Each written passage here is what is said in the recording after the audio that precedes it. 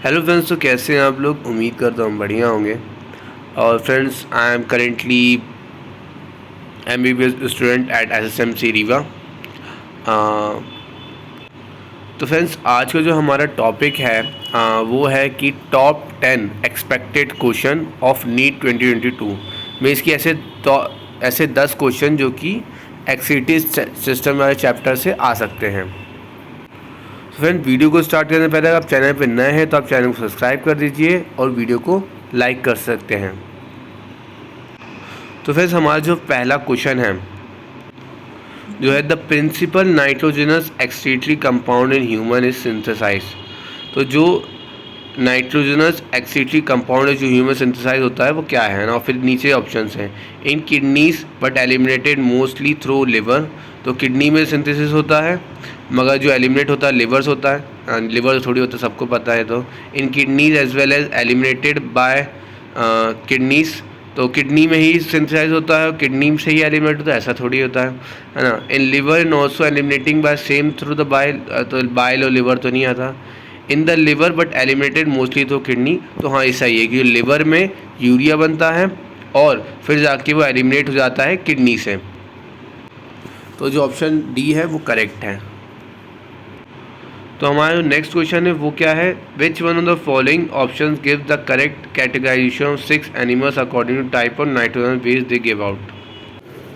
तो फ्रेंड, जो ये क्वेश्चन है इसको मेरा लेने का ये मतलब है कि अगर आपको NCERT में जितने भी एग्जाम्पल दिए हैं मोनोटैलिक के, यूरोटैलिक के, यूरिकोटैलिक के, अगर वो याद नहीं है तो उसे याद कर लें, क्योंकि जैसा कि आप देख सकते हैं ये क्वेश्चंस बहुत बार रिपीट होता है इसके एग्जाम्पल्स का। तो मैं इसका आंसर बता रहा हूँ और अगर आपको ये नहीं बन रहा है, मतलब आप देख सकते हैं इसका आंसर है बी। और अगर आपसे ये नहीं बन रहा है तो आप अभी NCERT के सारे एग्जाम्पल्स याद करें। फ्रेंड, नेक्स्ट क्वेश्चन है which one of the following is not a part of renal pyramid. तो फ्रेंड्स, इसमें सबसे इम्पॉर्टेंट जो चीज़ है कि आपको समझना है कि रीनल पिरामिड होता क्या है। बेसिकली ये रीनल पिरामिड मेडुला को रिप्रेजेंट करता है।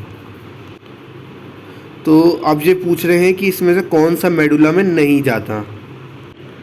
तो आप सभी को पता है कि कॉन्वोल्यूटेड ट्यूब्यूल्स नहीं जाते हैं। कलेक्टिंग डक्ट्स आपको सभी को पता है अंदर तक जाती है, लूप ऑफ हीनल भी जाती है, फिर पेरिट्यूबुलर कैपिलरीज भी जाती है। जैसे प्रॉक्सिमल कॉन्वेट ट्यूब्यूल या डिस्टल कॉन्वेट ट्यूब्यूल, जो तो आपने डायग्राम में देखा, आपको कॉर्टेक्स रीजन में दिखते ही हैं वो सब। सर, इसका ऑप्शन है बी, है ना, बी इसका आंसर है। तो फ्रेंड, ये है बहुत इंटरेस्टिंग क्वेश्चन और ये क्वेश्चन इसको मैं स्टार मार्क कर सकता हूँ। विच one of the 4 part mention below does not constitute a part of single uriniferous tubule.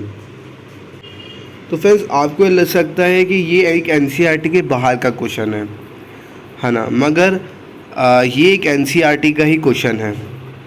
अगर आप इस क्वेश्चन का मतलब समझ जाएंगे तो आपको इसका आंसर पता चल जाएगा। इनमें बोलना चाह रहा है कि कौन इसमें सिंगल सिंगल नहीं है। तो इसका सही आंसर है कलेक्टिंग डक्ट, क्योंकि कलेक्टिंग डक्ट एक नेफ्रॉन के लिए अकेला नहीं होता, वो बहुत सारे नेफ्रॉन के लिए एक होता है। और ये NCERT में लिखा गया है कि मैनी नेफ्रॉन्स आर कहते हैं इंसर्टेड इन कलेक्टिंग ट्यूब्यूल। और फ्रेंड्स, यही वो क्वेश्चंस हैं जो कि बहुत ही ट्रिकी होते हैं, उस समय एग्ज़ाम टाइम में क्लिक नहीं हो पाते हैं। तो मैं तो बोलूँगा आप सिंगल यूनिफेरस ट्यूब्यूल तो जान ही लिए। इसके लिए मैं आपको इमेज भी दिखाना चाहूँगा।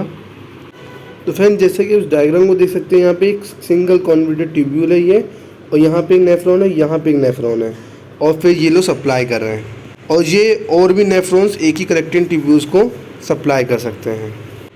तो फिर इसमें दिए गए क्वेश्चन जो मैं सिलेक्ट किए हैं वो आपको डिफ़िकल्ट लग सकते हैं, क्योंकि ये मैंने सबसे मोस्ट कंसेप्चुअल क्वेश्चन मीन्स कि ये ऐसे क्वेश्चन है अगर नीट में आए तो बहुत कम बच्चों से ही बन पाएंगे।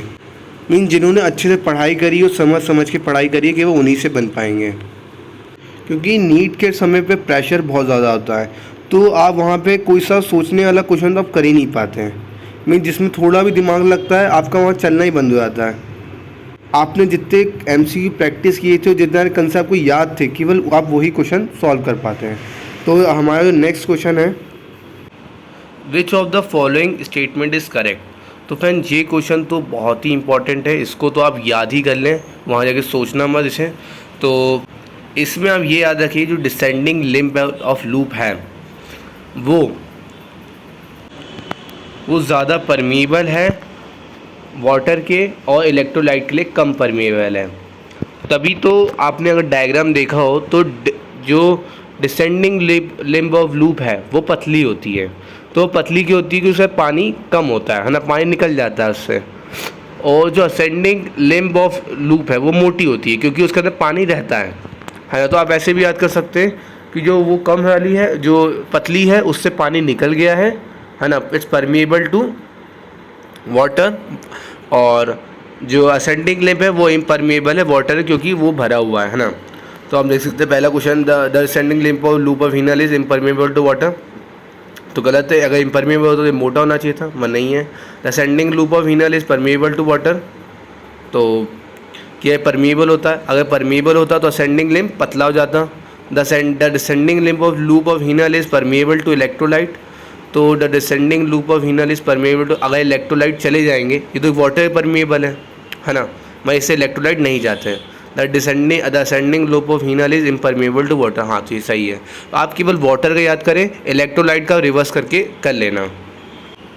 तो आप लोग डायग्राम में देख सकते हैं, जैसा कि आप देख रहे हैं यहाँ, ये पतला है क्योंकि इससे पानी निकल गया, और ये मोटा है असेंडिंग लिम्ब, क्योंकि इससे पानी नहीं निकला। बस आप ऐसे ही याद कर लें इसको। The part of nephron involve in active reabsorption of sodium is. तो फ्रेंड्स, इस क्वेश्चन में ज़्यादातर टाइम डीसीटी और पीसीटी में कंफ्यूजन होता है, क्योंकि दोनों में ही रीअब्जॉर्प्शन होता है।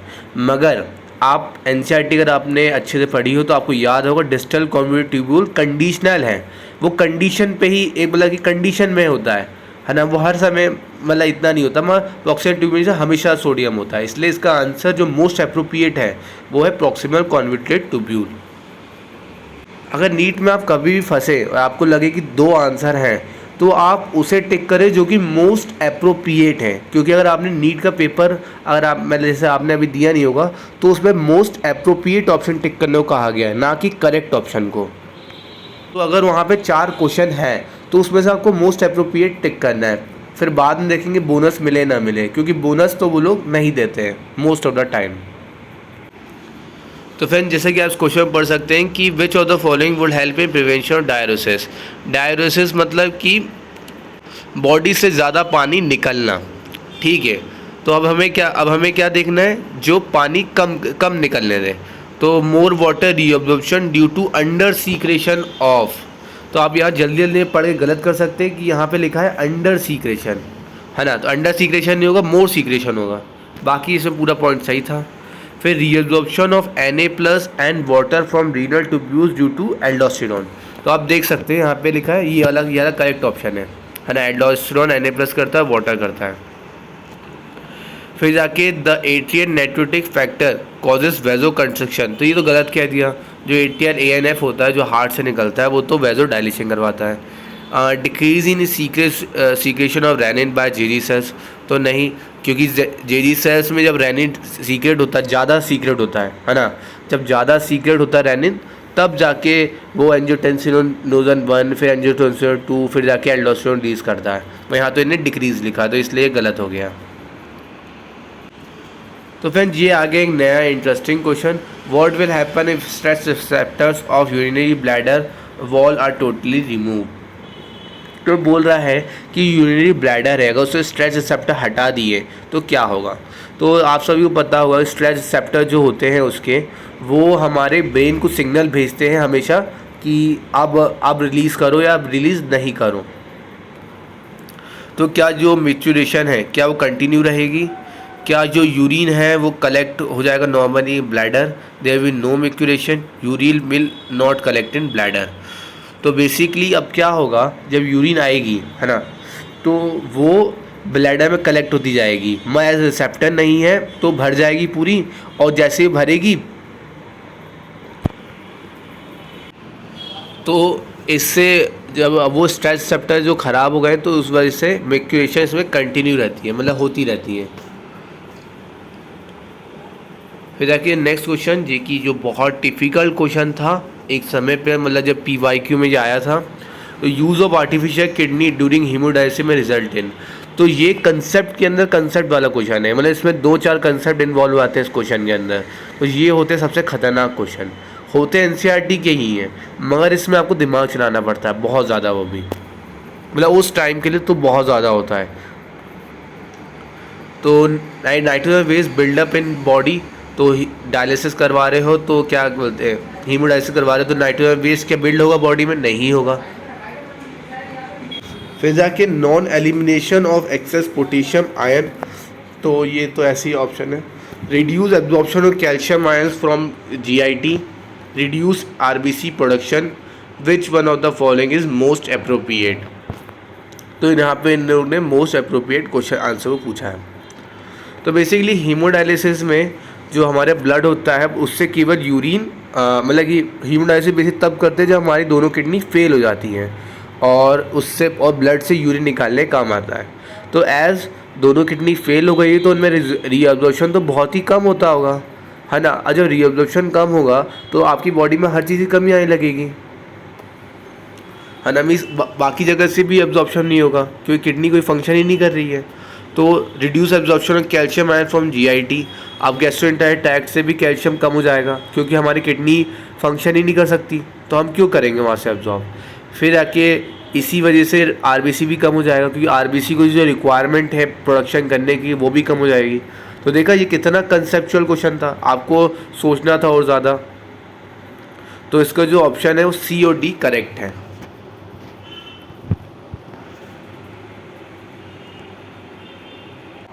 तो फ्रेंड्स हम अपने लास्ट क्वेश्चन पे आ गए हैं, और अगर आपको ये वीडियो अच्छा लगा तो आप लाइक कर सकते हैं, और अगर आपको कोई और टॉपिक या किसी चैप्टर में ऐसे वीडियो चाहिए टॉप 10 एक्सपेक्टेड क्वेश्चन का, तो आप नीचे कमेंट कर सकते हैं, या किसी भी क्वेश्चन डाउट हो तो आप बता सकते हैं।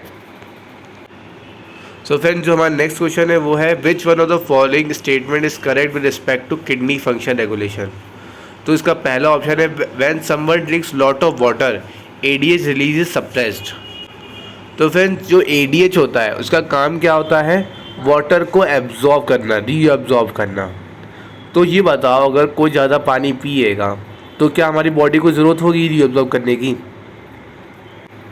मीन्स कि ADH तो तभी काम करेगा ना जब पानी की कमी होगी बॉडी में, है ना, जब पानी की ज़रूरत होगी बॉडी में। तो अभी तो हम ज़्यादा अगर पानी पी रहे हैं तो हमें ज़रूरत ही नहीं ADH, मतलब कि ADH की, तो ADH क्या हो जाएगा? सप्रेस हो जाएगा। फिर जो हमारा नेक्स्ट, तो यही हमारा सही आंसर है, बाकी हम ऑप्शन पढ़ लेते हैं। Exposure to cold temperature stimulates ADH release, तो ऐसा नहीं होता कि आप ठंडी में जाओगे तो ADH रिलीज हो जाएगा आपका, ऐसा तो आपको देखा है क्या आपने, है ना। An increasing glomerular blood flow stimulate formation of angiotensin 2। तो ग्लोमुलर ब्लड फ्लो के इंक्रीज पे नहीं होता, और जब डिक्रीज होता है तब होता है, तब रेनिन डिक्रीज होता है, फिर रेनिन जाके सही करता है। During summer when body losses lot of water bye evaporation the release of ADH is suppressed. तो गलत हो गया। अब समर में हमारी बॉडी को क्या है, हमारी बॉडी से लॉस्ट हो रहा है, तो अब इसे बचाने की ज़रूरत है ना। पानी अब जा रहा है हमारी बॉडी, तो इसे बचाने की ज़रूरत है, तब ADH को आना चाहिए, तब ADH सप्रेस लिखा है। फ्रेंड्स आज के इतना ही, थैंक यू।